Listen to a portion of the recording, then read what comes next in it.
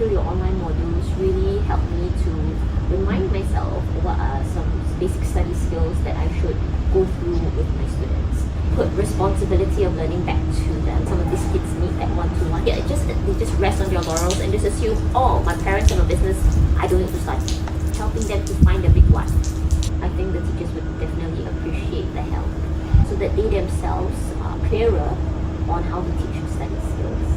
So this is the whole idea of how you structure it and the fact that it's online and it's pretty bite-sized. I think if we can teach the teachers at an earlier stage, they can themselves be active practitioners of those skills and they are more confident of what they're teaching. If study skills is something that they want to take some time for, then definitely working with you guys would be a good way forward. Okay, so hey everyone, I'm here with Miss Zara. So can you tell us a little bit more about yourself? I've been a teacher for the past 11 years and teaching is my passion. I help my mom in her preschool during my free time and during my school holidays. So I guess that's how my passion for teaching has blossomed. You've been with us for about a month. Why did you decide to join us for this internship? Personally, for me, I think as a teacher, we are supposed to be reflective practitioners. That would mean for us to look inwards as well as to look outwards for new ideas. And I thought, what better way for me to learn about what's happening outside. So I think looking through your online modules really helped me to remind myself what are some basic study skills that I should go through with my students. So what would you say are the highlights from the past 4 weeks for you? The time away from school is really good because it allowed me to solely focus on creating resources online without me being there. And just uploading worksheets online in itself may not be very useful because they cannot remember what I've said maybe a month ago.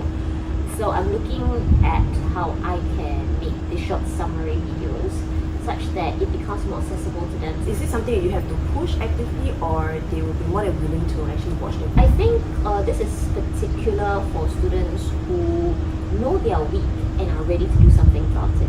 I think giving them the skills is one thing, but also giving them the resources that is still manageable at their level, such that I don't have to be there to guide them and they're still able to practice on their own. This time away actually helped me to rethink about how can I put responsibility of learning back to them. And I believe that as teachers, we always want to do more, but we don't have the time, even the mental space. Yeah, so unless it's in the timetable, which is normally for an entire class or a large group, where I feel learning can still be quite inaccessible because some of these kids need that one-to-one, and it's not something that just a certain level can use, but it's really about if you know that grammar is something you're bad at, even at secondary 3, they can still definitely use this. Is that a huge problem in secondary school to have bad grammar? It's not really about age, but really about whether you've mastered that skill. So I think you led to the next question really well, which is that because our program is a one-to-one mentoring, so you get to know what is this student's root problem when it comes to study. So as a teacher, you often don't get that luxury, right? Yes. What did you learn from our program that you hope to carry forward, that you can tweak it a little bit so that it's applicable for the classroom? I think creating these study skills packages. I mean, in my school, we do have lessons as part of CCE that would allow them to learn study skills, but it's pretty sporadic. Personally, for me, I want to really help on a teacher level first, so that they themselves are clearer on how to teach study skills. Then, rather than just me teaching in a class, they can teach the entire cohort of their classroom. Yeah, I totally agree with you because this goes back to the point where teachers don't have the mental space and capabilities to do more because there's so much in school, right? So for you guys to go out there in Google to search a whole curriculum by yourself, it's overwhelming, right? So it'll be best if it's all just prepared and you're here to like just disseminate the information. Correct. Yeah, so that's something we believe a lot because structure is important. It's hard to track your progress as well. So was there anything about the structure of our study skills course which you've already attended that stood out to you? I think it's just the whole idea of it being very clear and very structured, like you mentioned. For my school, we do have professional development days. As much as possible, if we can have it online, we do it. days when we're busy, they can actually just learn at their own time within that week. So I thought this is the whole idea of how you structure it, and the fact that it's online and it's pretty bite-sized. I think if we can bring that to my school, I think the teachers would definitely appreciate the help. So you shared that you guys do have like development days for you to upgrade. What kind of courses do you teachers It's a mirage of things. It could be how to engage students, how to improve teaching of certain topics, or even to discuss really heavy topics. War in Gaza, how do we approach it? How do we make it accessible? That was the most recent. You guys actually get trained for it? But we have to be trained because we have to represent the bigger organization. Are we here to? I don't think we're here to advocate or influence. We're here to inform a certain baseline understanding. The advent of social media, they can, if they want to, they could just search the hashtag and then be privy to 100 open resource. Our role as teachers to help them understand that, be mindful that certain data that's presented to you might be biased.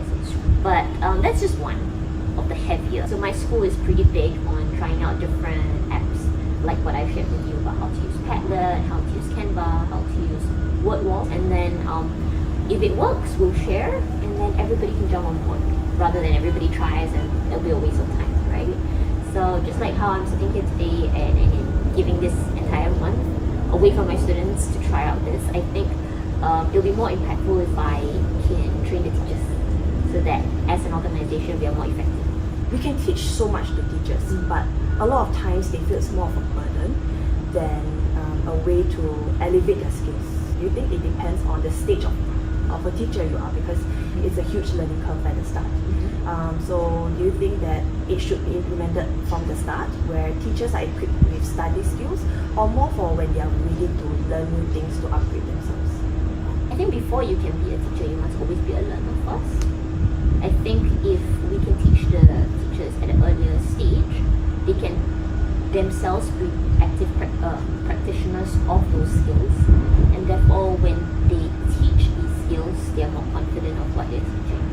But if they understand the importance of inculcating these study skills to the students, I think they themselves would naturally be more motivated to learn. So yes, readiness is one thing, but being confident and being active practitioners of it is another. After going through our course, what are the top 3 study skills that you are ready to disseminate to your students and you hope to see them use it ASAP? I think the first one that I liked was the time management skills. So some of my students who are more interested to learn are always revising. I think how do we help them to make full use of their time, learn more within a short period of time would be definitely the time management skills. Yes, I think another part was the Pomodoro. Yeah, that one was something that I've always advocated to my students, and I think that was one of the fastest way to ensure that they remember what they've learned, and the confidence in sitting for their test goes up. I think the way you structure it and the examples that you provided is really clear, and therefore I think it will help students to immediately pick up and use it. Even for myself, even though the example was about science, I was immediately able to think about how to apply that for the English subject. I'll tell them, okay, I'm gonna memorize these words because next lesson we're gonna use them. And then that's where, I reiterate the use of these words. So one day, second day, 1 week later, and then after that will be their exam grade. So try to think about how to structure my lessons according to that. So spaced repetition, right? Yeah, personally for myself, I always tell parents that it takes about 2 years at least before you see some improvement in your child's language abilities. But hopefully, if we are more conscious of using study skills, I might be able to shorten that to a year. So for our program, we talk a lot about how we want to reduce the dependence on tuition, on these kind of things, so that they can be independent learners. That's our main motto, right? So what do you think parents can do at home to further Current Chinese language is the worst performing subject, and once they have that mindset that since primary school I don't pass Chinese, the parents are the one who advocate, it's okay, teacher. He failed Chinese. It's always been like that, and I don't believe in such a mentality. So I think the first thing parents need to do is to break out of that mentality. And what's worse is when they themselves say, oh yeah, it's kind of my fault, I don't speak Mandarin at home. If you know that that's the problem, then they should hand in hand help their child to improve and break out of that cycle. You might be terrible at math, or you are not formally educated all the way to university, but that does not take away your role to motivate your child to learn and to seek help from teachers after school. And I'm always advocating you don't need a 2-hour tuition for Chinese. You probably just need 20 minutes of one-to-one consultation after school once a week, just to kind of summarize the essence of what was gone through for that week. And I think the last thing is definitely to check their bag every time. Oh my god, secondary school kids as well. Yes, because like I said, with anything, habits are formed since young, and it's not something that, oh, you're in secondary school, you suddenly become.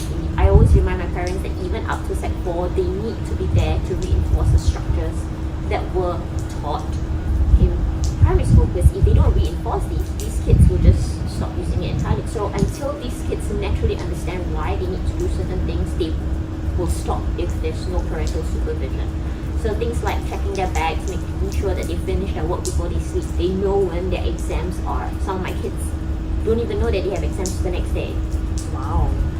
And then they use that as an excuse why they've not done well for the exams. So I think a lot of these probing questions from parents would definitely remind their child to get on track.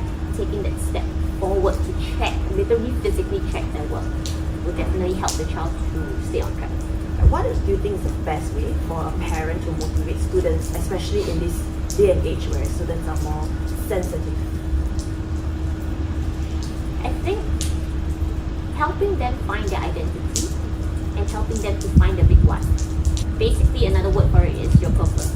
Why do you want to study so hard? Why do you want to study in the first place? A lot of these kids have parents who have businesses, so they are wealthy. So yeah, they just rest on their laurels and just assume, oh, my parents have a business, I don't need to study. I just need to know the shop at my workers. Things will get sorted out. But I think we need to remind them that educating themselves in whatever they want to do and try their best to even be better than their parents is something that the mindset that parents might want to advocate to kind of motivate them to study. And tell them, especially in Singapore where everything has to be sought after, right? We are such a small country where the only natural resources are human, right? And therefore, they are the most important thing. So if they can get their child to understand the big why, I think motivation will not be a problem. Why would you recommend other teachers to join us for the attachment program? Definitely, I think a great mental break from the hustle and bustle of school, never-ending work. Therefore, having this time away from that noise, a space to reflect and to create new study skills, and online learning is something that we want to take some time for, then definitely working with you guys would be a good way forward. Alright, that's great. Okay, thank you.